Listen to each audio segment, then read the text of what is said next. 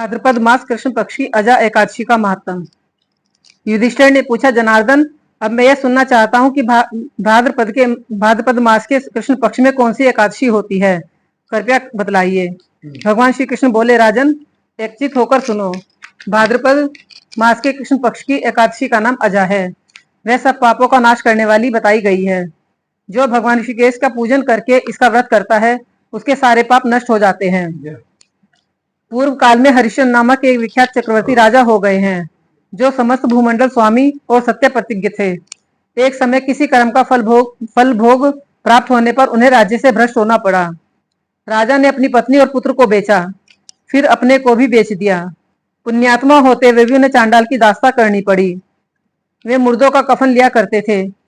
इतने पर भी नृपश्रेष्ठ हरिश्चंद्र सत्य से विचलित नहीं हुए। इस प्रकार चांडाल की दास्ता करते हुए उनके अनेक वर्ष व्यतीत हो गए। इससे राजा को बड़ी चिंता हुई। वे अत्यंत दुखी होकर सोचने लगे, क्या करूं, कहां जाऊं, कैसे मेरा उद्धार होगा। इस प्रकार चिंता करते करते वे शोक के समुद्र में डूब गए। राजा को आतुर जानकर कोई मुनि उनके पास आए। वे महर्षि गौतम थे। श्रेष्ठ ब्राह्मण को आया देख नरश्रेष्ठ ने उनके चरणों में प्रणाम किया और दोनों हाथ जोड़कर गौतम के सामने खड़े होकर अपना सारा दुखमय समाचार कह सुनाया। राजा की बात सुनकर गौतम ने कहा, राजन, भादो के कृष्ण पक्ष में अत्यंत कल्याणमयी अजा नाम की एकादशी आ रही है, जो पुण्य प्रदान करने वाली है। इसका व्रत करो, इससे पाप का अंत होगा। तुम्हारे भाग्य से आज के सातवें दिन एकादशी है। तुम्हारे भाग्य से आज के दिन सातवें दिन एकादशी है। उस दिन उपवास करके रात में जागरण करना। ऐसा कहकर महर्षि गौतम अंतर्ध्यान हो गए। मुनि की बात सुनकर राजा हरिश्चंद्र ने उस उत्तम व्रत का अनुष्ठान किया।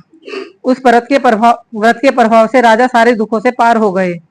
उन्हें पत्नी का सन्निधान और पुत्र का जीवन मिल गया। आकाश में दुमदुम्बियां बज उठी। देवलोक से फूलों की वर्षा होने लगी।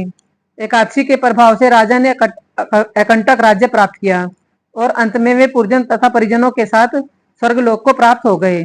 राजा युधिष्ठिर, जो मनुष्य ऐसा व्रत करते हैं, वे सब पापों से मुक्त हो स्वर्गलोक में जाते हैं।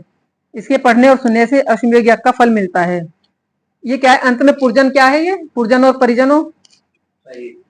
पुरजन किसको बोला? पुरजन माने नगरवासी। अच्छा, नगरवासी, उस पुर के जितने रहने वाले। अच्छी, उस पुर के तमाम जो उनका राज था, कृष्ण का अयोध्या के राजा थे, सारे पुरजन और परिजन माने उनके घर वाले, परिवार। धाम भी रावण भी शुभ धाम में गया, भगवान के धाम गया, दशरथ जी के। तो ये सामान्य रूप में आकर्षण के लिए स्वर्ग लिखते हैं और आम आदमी के लिए ठीक है। हाँ, उन्हें स्वर्ग अच्छा लगे तो स्वर्ग लोक में लिखते हैं। सुनने में भी अच्छा लगा ना। स्वर्ग सुनने में भी अच्छा लगा ना। धाम तो वही परम धाम ही अच्छा है।